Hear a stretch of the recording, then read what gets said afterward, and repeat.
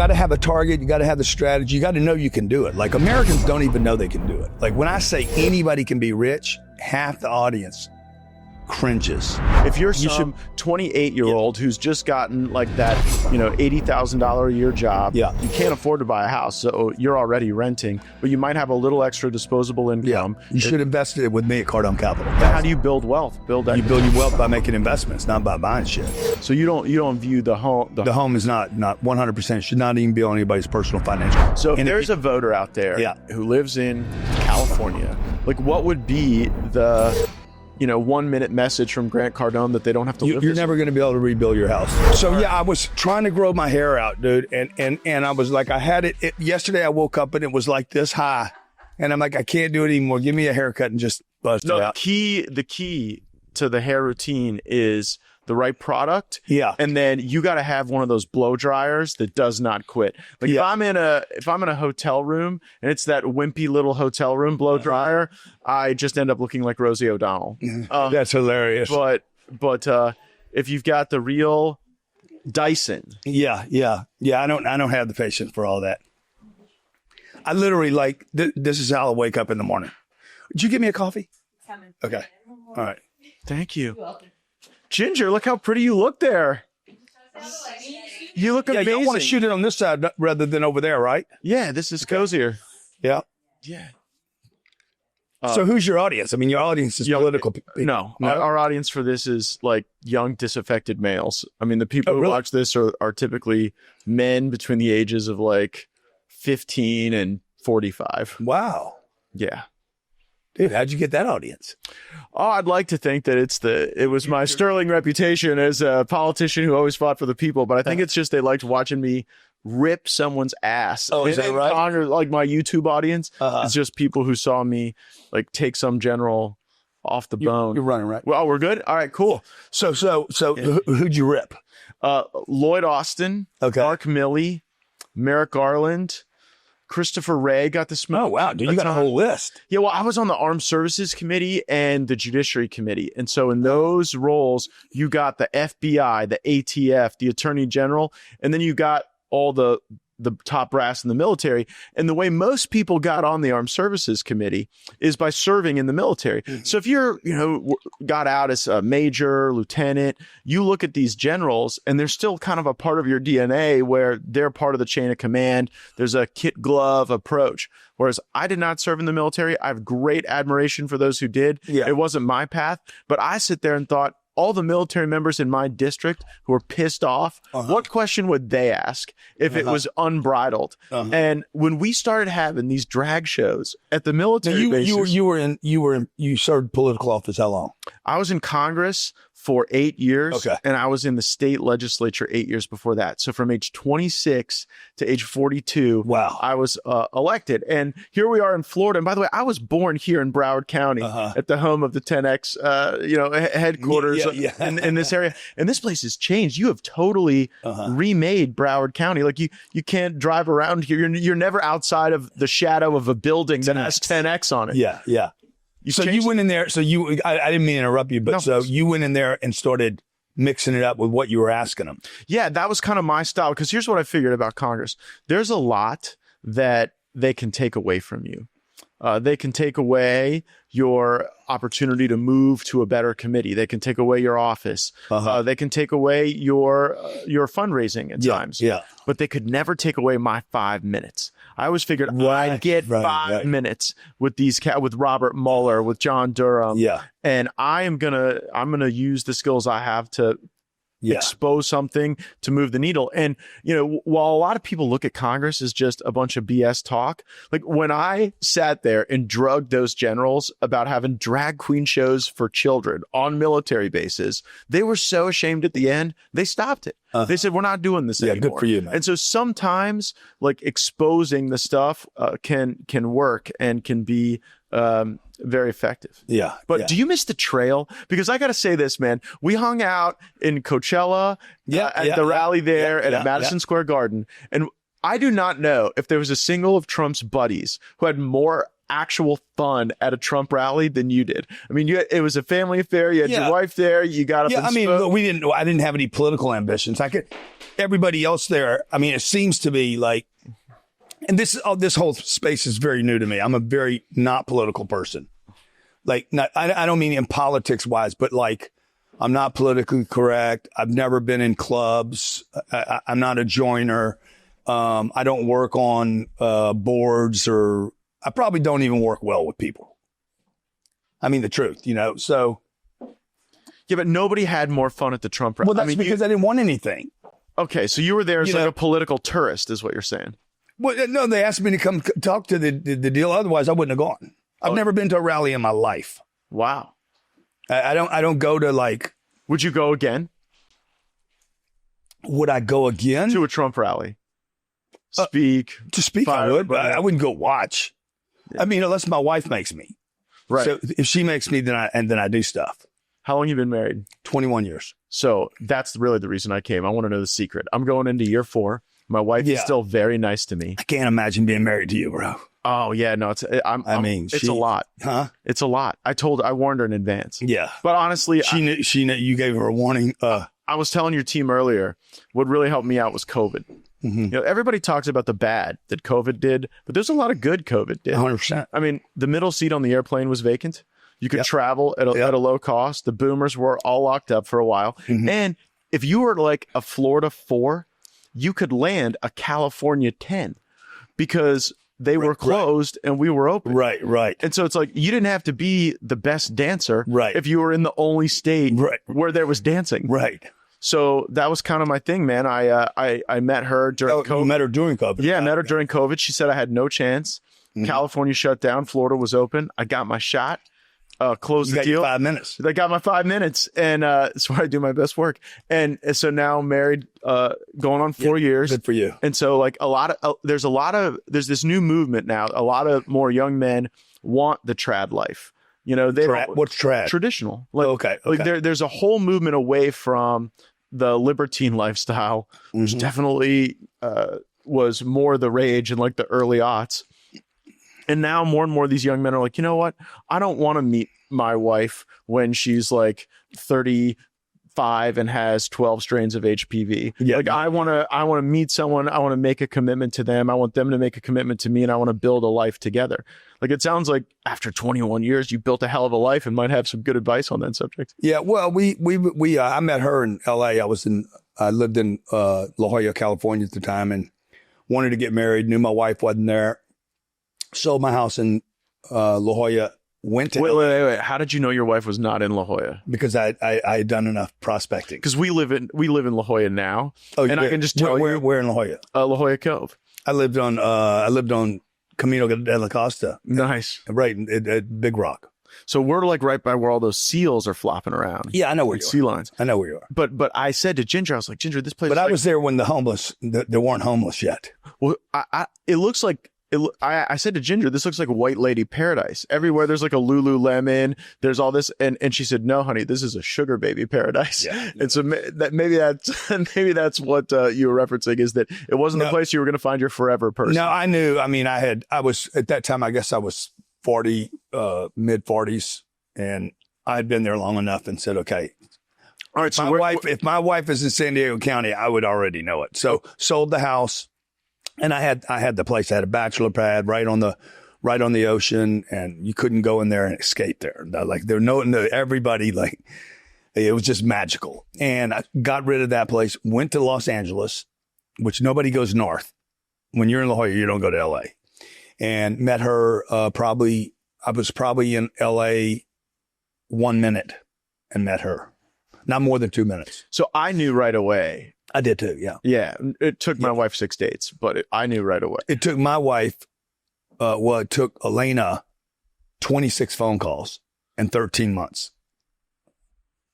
So it must be another benefit of COVID.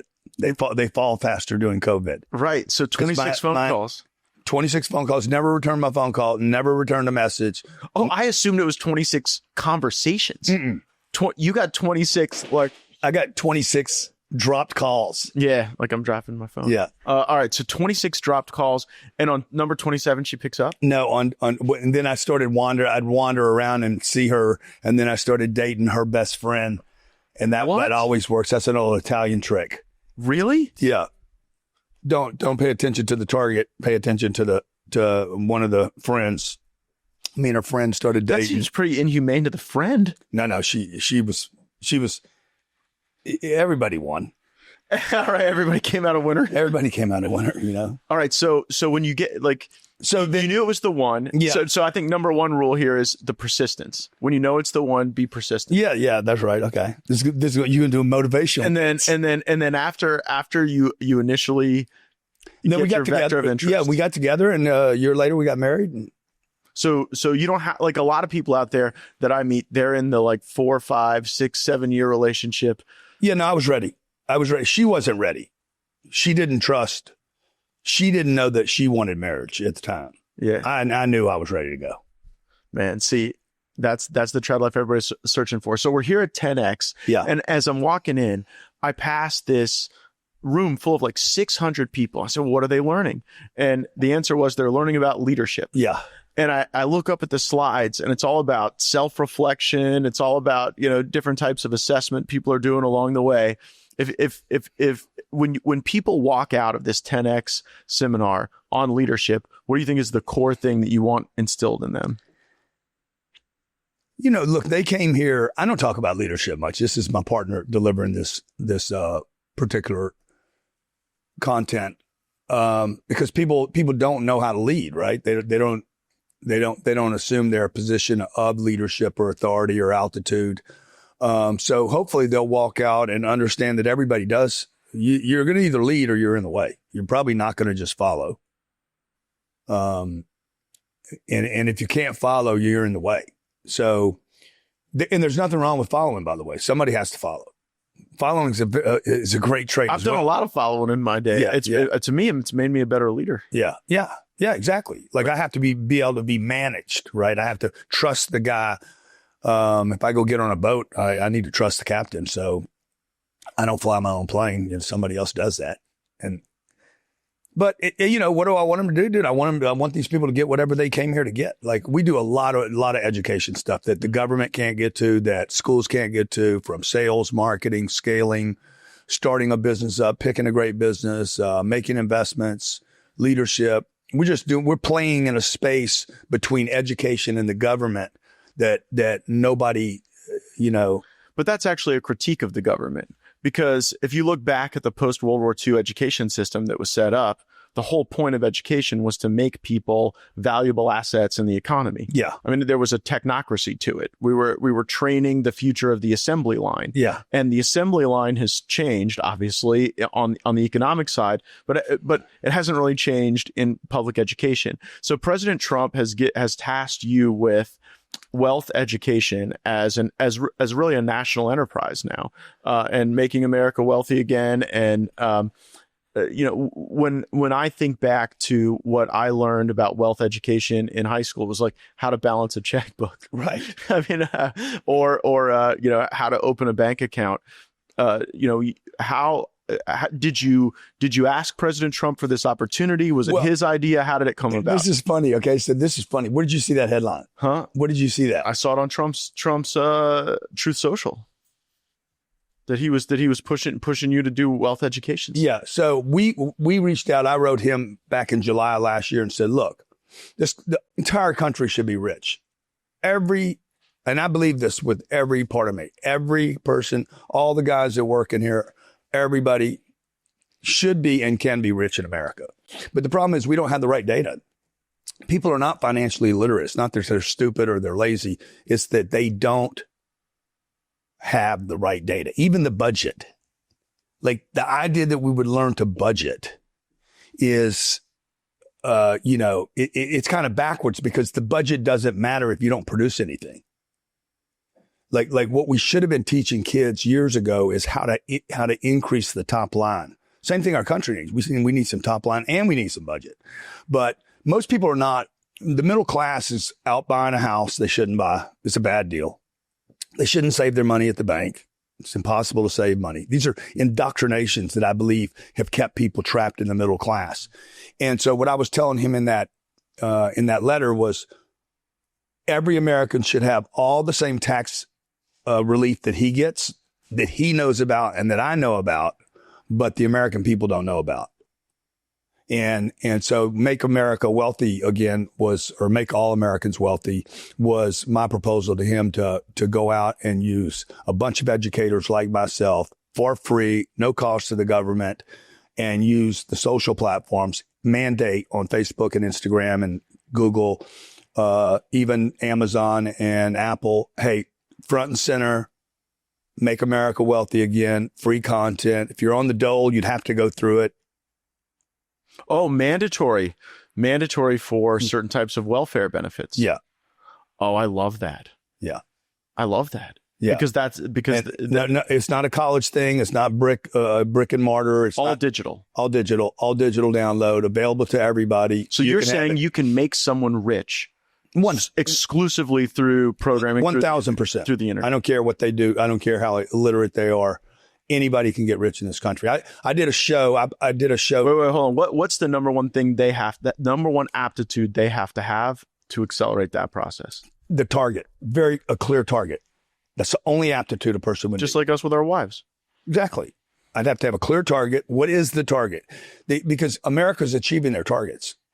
They're all achieving their targets. The budget was their target. That's the problem with the budget. The budget became the target.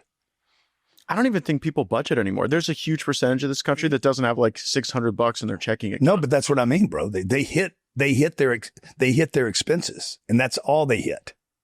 So they're basically living at necessity level. Yeah, that's right. And so nobody educated them. Hey, look, the guy went and became a plumber, or he became a teacher, or they did whatever they wanted to do. That was a mistake, by the way. You shouldn't do what you wanted to do. I know. Wasn't that screwed up when people were like, well, what are your passions? Yes. What are your interests? That was a very like millennial thing. Yeah. What should be the operative question? What's the number? How do I get paid? What number do you need to live at? Okay. Like in what does it cost to live here? 80 grand? What do you spend a month? Yeah. So it's got to be above 80 grand. His target should probably be 120, 150, maybe 200. Then he's going to say, I can't make 200 at Grant's place. Okay. Well, then don't work here. Mm-hmm. If your target's 200, if your target is to fly to Dubai, don't get on a Learjet. It's not going to get you there. You got to get on my plane. You got to get in the right vehicle. And most people are just getting in the wrong vehicle. A lot of young people will say, well, okay, I want my target to be $1 million. Good. It could be $1 million. Okay. And then they would break it down. I would break it down for them exactly what their target should be every minute. And so it is about budgeting that time and applying it to the target. Yeah. It's going to be about, if I tell you did you see any yellow Corvettes on the way over here? Mm-hmm. Yeah. Did you? Yeah. What? You didn't see a yellow Corvette? Huh? Yeah, there were yellow Corvettes in freaking... Ginger, did you see a yellow Corvette on the way over here? I remember the color, but I saw Corvettes. You saw Corvettes, but you don't remember the color. The point is, you weren't looking for a yellow Corvette. No. Okay? If you were, though, if I sent you out there and said, go find a yellow Corvette, you would find one.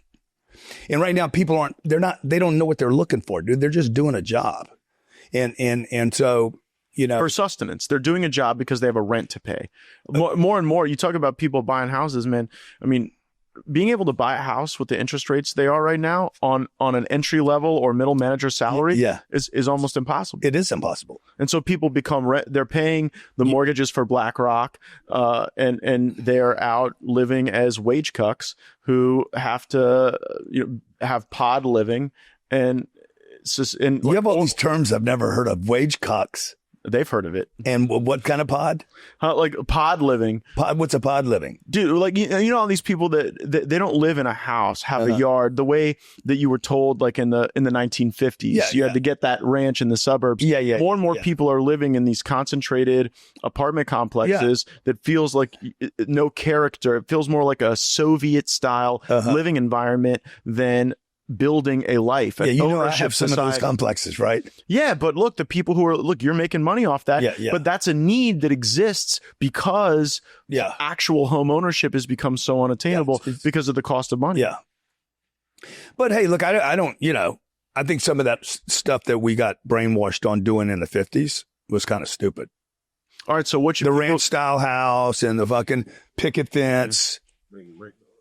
Oh, sure. And then, thanks, man. And the fence and the 2 kids or the 4 kids and the 2 cars and pay all your shit off. That was a trap too, man. Well, okay, you have called very famously the middle class a trap. So how do people get out of the trap? Well, don't think that a trap is a comfortable place. Like it's not a nice place. Most people in the middle class are living paycheck to paycheck. Yeah, 76% are living paycheck to paycheck. The rest of their money's probably sitting in a 401 or a Keo or a Roth that they'll get maybe when they're 78 years old, at which point they don't even know what percent they get because the taxes could be 3 times what they are today. Another scam. They probably got college debt. Another scam. They're locked into a 30-year mortgage. Total scam. So where should people live? Much better to rent. Be mobile in your pod. Here in Miami, you can rent for half of what it costs to own that place. I got a buddy, he rents a place for $7,000 or $8,000. But then how do you build wealth? You build your wealth by making investments, not by buying shit. So you don't view the home. The home is not 100%, should not even be on anybody's personal financial statement. So instead of buying a home, where should they put the money? Well, where do I put my money? No, where should a young if you're some 28-year-old who's just gotten like that, $80,000 a year job, you can't afford to buy a house, so you're already renting, but you might have a little extra disposable income. You should invest it with me at Cardone Capital. There you go. Should invest it in our real estate Bitcoin fund. It's never been done before. It's going to take a stable return of 10 or 12% and turn it into like 30 or 40% a year. How liquid is that? It's liquid when I take it public. Okay, so not very. So you're it's going to be liquid. And what I'm saying is I'm building 10 of these. We started the first one. It's never been done before. I'm building 10 more investment vehicles like this. Then we're going to take it to the marketplace. Are you one of these Bitcoin maximalists, or do you believe that there's a broader spectrum of crypto that's going to pay off for people? I own Bitcoin, and I'm doing this Bitcoin fund, and I'm gonna make it's going to become a big deal. But some am I a maximalist? I everything I own, I don't invest in anything that I wouldn't own forever. Well, right, but there's some of the Bitcoin community. No, I know. Who, like, if you even mention Solana, Ethereum, Litecoin, it is like sacrilege to them. Totally. And there are others who say, "Hey, look, I can make 10x on a good Solana hold." Yeah, I don't know anything about Solana. I don't invest in anything I don't fully understand. I don't fully understand Solana or XRP or Ethereum. I don't understand them. So I don't know. So until I know it for sure, I just got my head around Bitcoin. Right. So one of the key decisions Trump has to make I invest in no stocks, no treasuries. I keep no cash. I try to go broke 3 or 4 times a year. And I'm in real estate and Bitcoin. That's it. And my business. So what would I tell a young kid? Yeah. If you're making $80,000 a year, only invest the money in yourself. Do not even look for other investments. You shouldn't be doing shit. You invest in you, become the best version of you. Go to these kind of things. Invest in your skills. Fuck yeah. Cause you can't, it's tax deductible. Nobody can steal it from you. It can't be taxed. Until you're getting better, just keep pouring it into you. And some people make the mistake of investing in the wrong skills. I have seen. Like I had a case recently. 2 people who had worked for me, one in a far superior position, one in an entry level position, and they both went and applied for an open job. And the far less experienced person got it because he had more exquisite digital skills. Uh-huh. He knew how to cut video better. Yeah. And it sort of feels like, if I was a young person, becoming capable with the AI agents and the different tools there, and then being able to cut video seem to be central. But like, what would you say are the right skills for people to invest in? Well, I mean, in addition to some of the stuff that you're saying right there, what are we doing? Because what are we doing here? What are we doing? He's just setting up for your next thing. Shit. Yeah, these guys got us. Okay. No, I know I'm with you. Dude, look, people got to they got to work on their people skills. Okay. You can know all the AI shit you want. You still got to, how do you service people? How do you fucking put a smile on your face? How do you show up early, stay late? How do you make an impression? How do you move a graph up? Like, how do you bring in new clients to to a place. We got 260 employees here. I don't know most of them. I only know the ones that freaking make the baskets, over and over and over again. So like to me, those are the skill sets, whether you're doing AI or graphics or whatever the next thing's going to be, you still got to come with some charisma and some enthusiasm and let people. That's what you look for when people show up at Cardone Capital and say, I want to learn from you. I want to work alongside you. You're looking for those intentions. The things I would be looking for. Yeah, I'm not looking for a bunch of ideas. I'm not looking for a bunch of, I got this great idea. I'm going to fucking la, la, la, la. Bro, I got enough of that shit going on. Trust me, I got a billion ideas going on. I need somebody that can comply, somebody that's willing, somebody who wants to follow. Let's just kind of, the most attractive thing to me would be somebody that comes to work here and says, Mr. Cardone, tell me what is working the best. What are the one or two things that's working the best here? And that I'm going to go accelerate those one or two things rather than coming in and trying to impress me with a new idea. Oh, that's interesting. Yeah. That's interesting. So figuring out how you can advance current projects. Yeah. Is if somebody and is 40 years I've been in business, I've never had anybody actually offer me that, but that would be the most impressive thing to me. Hey, we're going to see this, and they're going to show up and say, show up. Hey, careers@grantcardone.com, careers@grantcardone.com. We hire people every single day. It's so hard to hire the Zoomers now. It's crazy, dude. I mean, this workforce, they all are mini CEOs. Yeah. Like, and everybody wants to be a boss. Yeah. And they all want to, like, when I left Congress, I had employees that wanted to talk to me about their work-life balance. When I was a young lawyer grinding away, trying to bill 1,800 hours a year to impress my bosses, if I'd ever thought to walk into the partner's office and say, I'd like to talk to you about my work-life balance, right? They would have shown me the door and told me to clean out my desk and go think about it. But what do you encounter with the modern workforce? Well, I don't encounter them anymore. So, the trick is to get big enough to where you're not the person hiring and managing people. Yeah, but I mean, I look around this place. There's all these hip, cool young people. They're listening to music. They're banging away at their computers. This is a place of productivity. On a Saturday. This is Saturday. I'll bet you we work more Saturdays than Sundays here. Wow. Than any other company in the country. Is there something? Do you guys get paid overtime for this kind of stuff? Oh, well, that's why they get paid overtime. See, I don't know anything. Dude, I'm the idea guy here. I market stuff. I'm the marketer. I'm the promoter. Now I know why you guys are so happy on the weekends. You're like, fuck, I'm banging this guy right now 1.5 times. All right, so Trump's giving you and this Trump's job. going to do no taxes on overtime. So, well, I don't know. I actually am worried about that because I look at what's happening in Congress. Yeah, and there's no real cuts. Yeah, right. Trump and Elon are out there endeavoring to find this nonsense in the budget and get rid of it. And Congress continues to pass budget resolutions that just say we're going to do everything the same way we've always done it. Yeah. And I worry it's a potential vulnerability for them. Yeah. But the way Elon's rolling into this thing by just turning off the grant distributions to whatever craziness had been funded previously, it's kind of inspiring. Like, I love it. I hope it gets innovative people interested in government again, because another challenge government faced is, like, the people working in the bowels of the Department of Labor aren't people who think 10X. Yeah. They aren't people who would show up at Cardone Capital, right? Yeah. And that becomes a very self-selected universe who can accumulate a massive amount of power and can be a real barrier.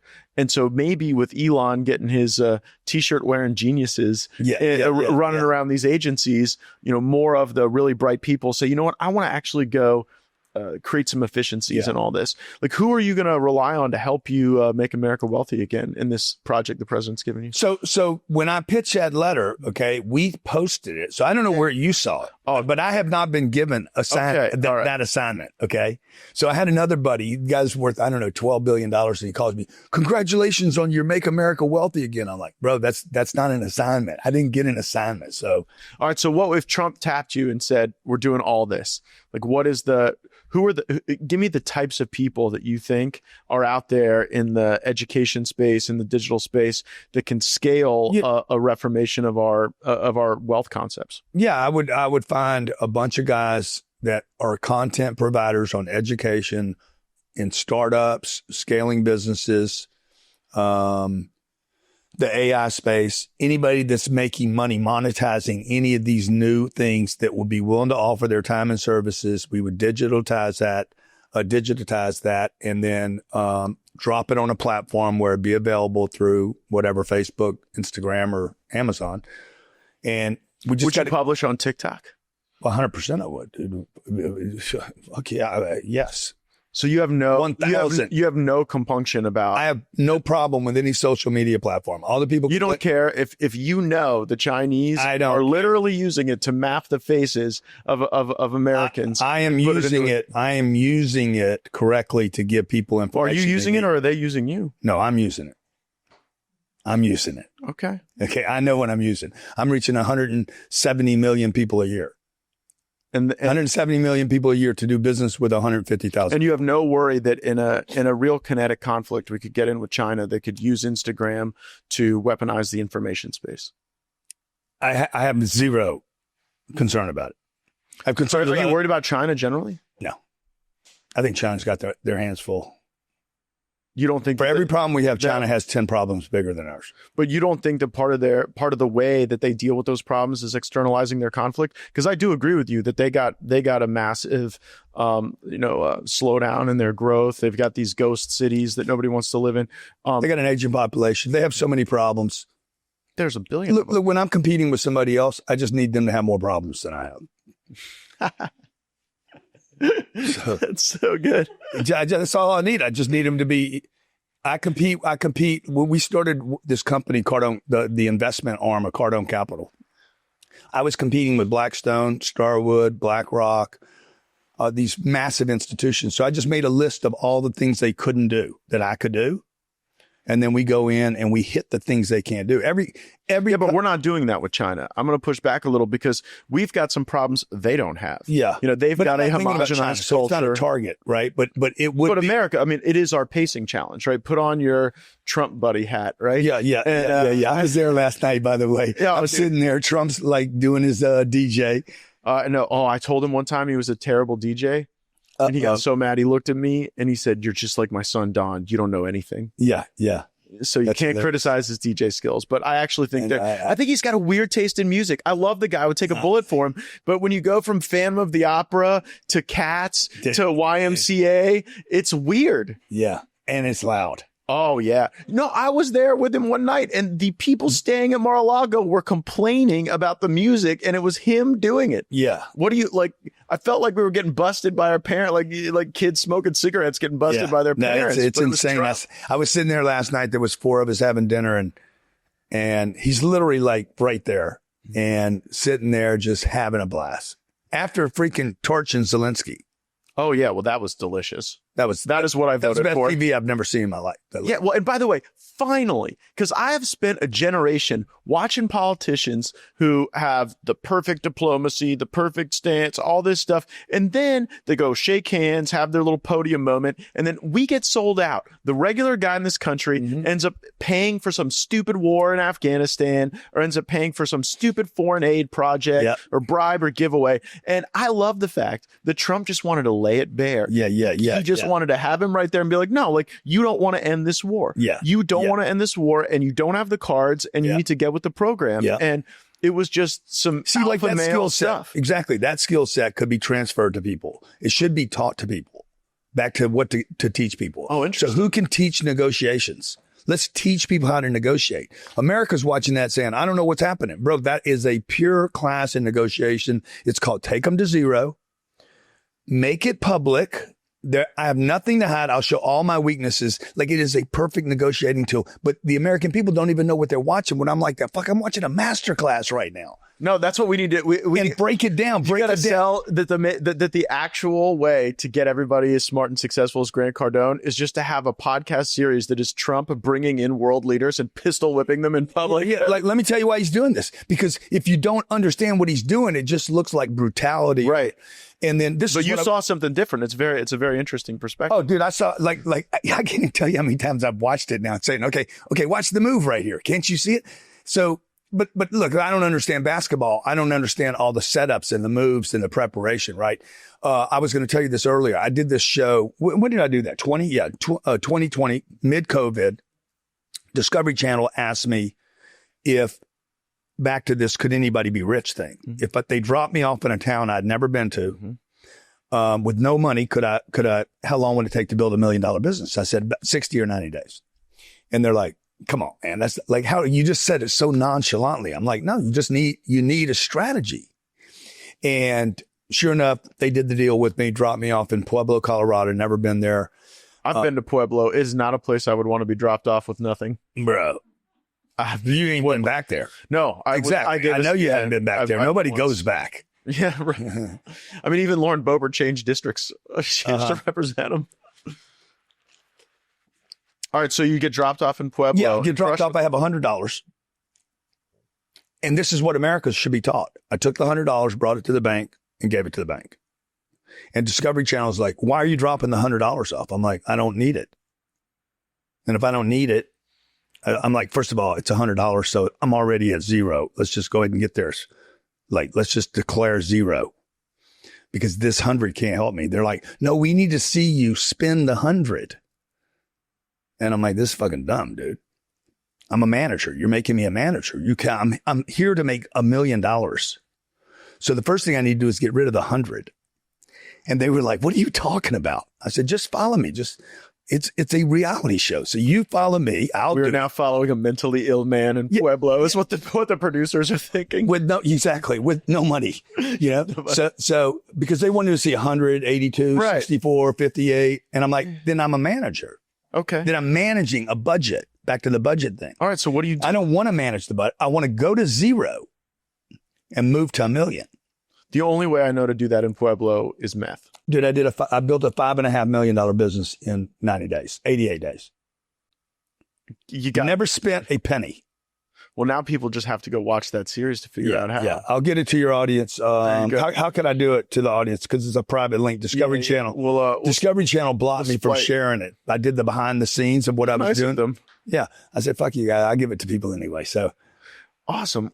And so was it just the drive or, like you say, the target, the strategy? It's a target, dude. You got to have a target. You got to have the strategy. You got to know you can do it. Like Americans don't even know they can do it. Like when I say anybody can be rich, half the audience cringes because they're like, that's impossible. Not everybody can be rich. Honestly, I don't really believe it. I know some people that I don't think can be rich. Yeah. Just because of the way they spend money. Well, some people, they spend. No, I'm with you. I mean, if they're degenerates. Right. Like in the Solana Ethereum space, the people that bought Trump's meme coin. Right. Okay. And everybody got all upset about the meme coin. I'm like, why, dude? The guy sell a $70 fucking coffee cup and nobody complains. Trump has sold everything. Oh, he's a great salesman. Okay. So if you when the meme coin came out and people bought it for 7 cents, $7, and then $70. Most of the people that were buying it didn't give a shit if they ever got any money back for it. They were just buying a part of Trump. You agree with that? Yes. Now, the degenerate that went and bought $1 million at $70 that thought it was going to go to 700, he deserves to lose his money because that's what degenerates do. They lose money. How can you make sure you're not ever in business with a degenerate? Like, what do they look like? Look at how when they're 23 years old and they roll up in a damn Rolls Royce. That's a sign of degenerate, not a sign of success. That's a DG sign, bro. That is not a sign of success. He's coming in with his Rolex, sit down and play a game of backgammon with him or golf, and he's over betting. He wants to be the first guy to pick up the bill and press everybody. I look for all those things. You spot the red flags. The $1,500 shoes, but you hadn't made any money yet. I've seen those people, but I can't ever tell if they have, because some of those people actually did buy Bitcoin. Like they bought a bunch of Bitcoin when it was $8 and held it. And now they actually have real wealth and they have real gambling. You're describing new money in a lot of ways. Yes. Yeah. Or no money. They had to get. Everybody wants to go get a plane now. Everybody seems to like, okay, I'm going to figure out how to. Shit, not me. Not after I see that they've done the DEI and the air traffic controllers. Yeah. I'm trying to stay on Earth. Earth has been good to me. Yeah. All right. So, but your point about how do you spot a degen is really it is because you can don't be partners with them. Yeah, you can, and as good as you can be if you're in business. or in a relationship or even in a friendship with some of these people. I've been friends with some degenerates. Yeah, I've paid the price for it. Yeah. All right. Bring them to a casino, and then you'll see the degen always. I used to love going to casinos when I had no money, but now that I've got like a little bit more, it just seems like stale beer and broken dreams to me. Yeah. All right. So about acquiring the target, I'm hanging out in California a lot, and there's a lot of concern that this place that had the most temperate, has the most temperate climate in the hemisphere, boundless natural resources, the most innovation on the planet Earth happening there, and it has become a illegal alien overrun, homeless encampment, burnt to a crisp, hellhole, and there people like my brother-in-law will just like never leave. People have built great businesses there. They're like, we're never leaving. We'll stay here. We'll endure it. But they're looking for leadership. And I have heard from a lot of people that there is an effort underway to try to recruit you to run for governor of California. So is that the target you're interested in acquiring? Well, I tell you what I am interested in doing. Like, this is my home there. Yeah. Well, it survived. Yes. The hope of Malibu, right? Yeah. The hope of Malibu, dude. What you been doing? Homework? What are you driving over here? Just picking up notes? I saw you were talking about it on my network on One America News. You went on my buddy Dan Ball's show. Yeah. You talked about. Were you at CPAC? Huh? CPAC is like a Republican Woodstock. You weren't there. I wasn't there this last time. Okay. So. Yes, there is. I went there after the fires. I'm so pissed off, dude. Like, I lived in California 25 years. I love that place. I was there. The first time I went there, I was 29 years old. All right. Give me a year. Like, what were the Grant Cardone California years? What do you mean? Well, just like I want to figure out who was the governor, like what was the politics there, like during the years where you were. I mean, it was good, bro. It was real Democrats. It wasn't fucking crazy. Well, you had the Arnold years. I was there during Arnold. You were there for like the Pete Wilson years. Yeah, of course. Yeah. Okay. And that's when I left.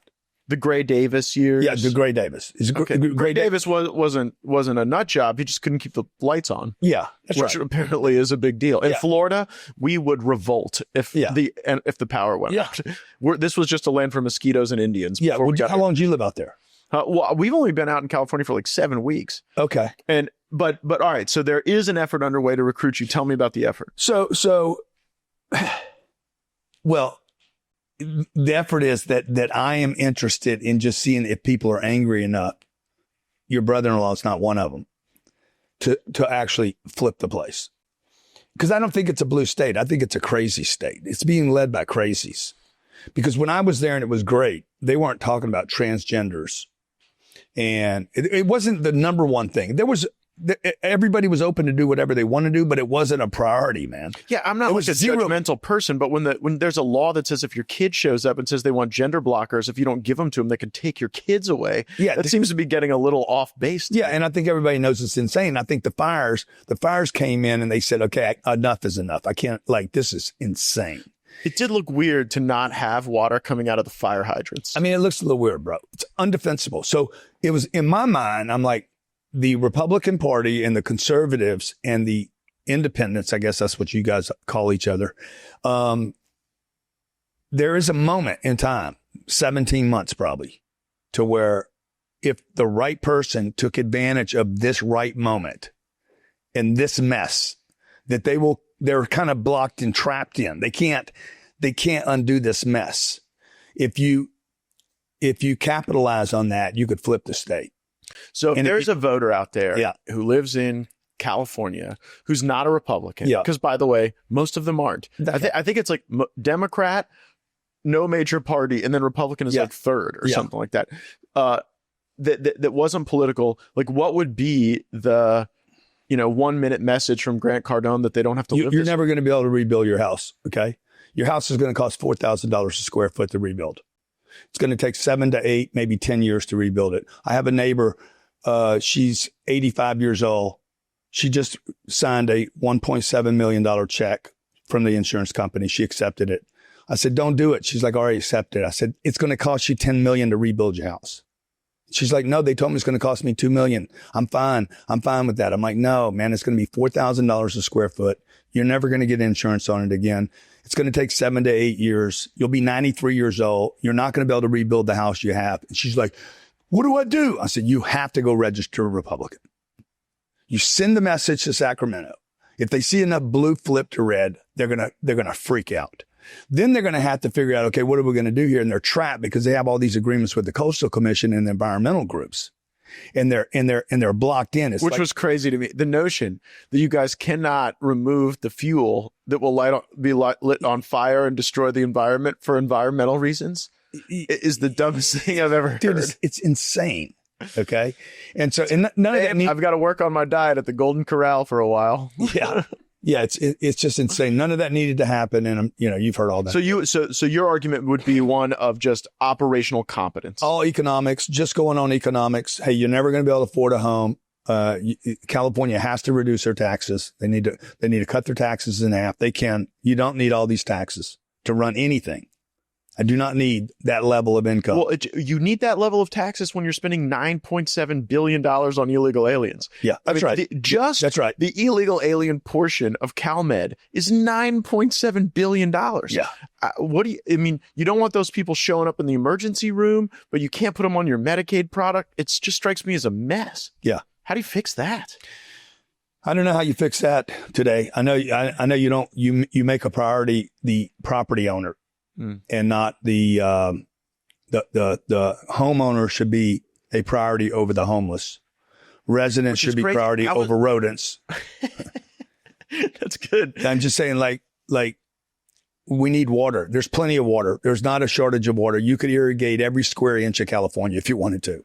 Yeah, but why do they put up with the homeless the way they do? Because here in Florida, we don't allow that. Yeah, I don't know. I don't know what the deal is, dude. I don't know what there must be a reward behind the homeless. Right. Well, and or they're trying to run more people out. Like me. I was outside of Target, and there was all these tents, and they all were plugged into the building. And the people who worked at the Target were getting harassed. They're getting the customers scared. I said, why don't you just turn off those outlets? Yeah. Said, that would be inhumane. And I just wonder at what point society allows itself to erode. But do you think good leadership can save it? I mean, that's kind of my last question for you. I don't know if California has actually been taken to zero yet. Yeah, the biggest problem in California is the weather, because people get upset. They get upset, and then they're like, "Oh, it's so beautiful." So there's instant relief. So if you could just bring it really problem after problem after problem, you have to intensify the problem. You got to stack. It's a negotiating tactic. You have to stack the negotiations like on Zelensky, then get out of the office and to keep the pressure on him. Okay. Like it had to be tremendous, immense pressure on Sacramento to have any change. What's your timeline to decide? I mean, I don't know, dude. Do I look like I'm a politician? Well, in the new era, yeah actually. Not really. The new era, it's very different. Now, we're not getting... It would cost me... MAGA is different. Yeah. MAGA is not like, shaking the Bush family tree for whatever falls out next. Yeah. We're not searching like the Rotary Club and to Chamber of Commerce presidential list. Not to say there's anything wrong with those people, but we are engaged in the politics of excitement and energy. Yeah. That's what Trump has taught a whole lot of us. And looking for non-traditional candidates who can excite different coalitions. Trump's coalition is different than Mitt Romney's coalition, right? And it sounds like your coalition would just be people who want stuff to work right. Yeah, bro. Like, and make more money. I want good weather. I want affordable housing. You can have affordable housing in California. I think what they should do is they should have preset criteria for building a house there. You go to a kiosk system, not a human being. The technology exists. It's the most technologically advanced location on planet Earth. You'd walk in, 5 criteria. It's got to be concrete. It's got to be glass. It's got to be steel beams. Hits this area, this footprint. You put it in the kiosk. Kiosk says, check, check, check. Permits provided. Bang. Automated. Go. Build. This doesn't sound political. It just sounds like operational to me. And then build at scale so that you can start reducing the prices. And give incentives for people to build there. Incentives to build in California? Yeah. Incentives to build. Okay. Like that PCH, the PCH in Malibu? So that's where my home was. All that was old timber block that's 75 years old. It should have not been timber. People should have been encouraged to rebuild there years ago. But because, and they were, you could build. Yeah, but some schmuck in Iowa is going to look at this and say, why should my tax dollars go to incentivize somebody to rebuild in Malibu? Well, they wouldn't. You would incentivize first of all, the guy in Iowa was getting ready to pay for this cleanup. I know. You're right. It's going to be $500 billion. So it is. And Newsom's going to go to Washington. Yeah. And he's going to ask for a big fat bailout. Yeah. He'll ask for more than one of them. Yep, that's right. This could be as big as the TARP bailout. It was the most expensive disaster in the history of disasters. Yeah. And the real question is what strings are attached. Because if I was still in Congress, I'd say not a freaking dime from my constituents is going to California. If they've got $9.7 billion to pay for illegal aliens, they can rebuild their own damn houses in Malibu. Yeah. All right, there are people who are going to watch this and all they're going to say to themselves is, I can be rich too. Yeah. I can do it. Tell folks how to connect with the 10X platform, and just go Google search my name, Grant Cardone. You'll have you Google my name one time, I'll do the rest of the work for you. Okay, and don't ever Google my name. Yeah. Thanks for hanging out. Google our names together. Good to see you, man.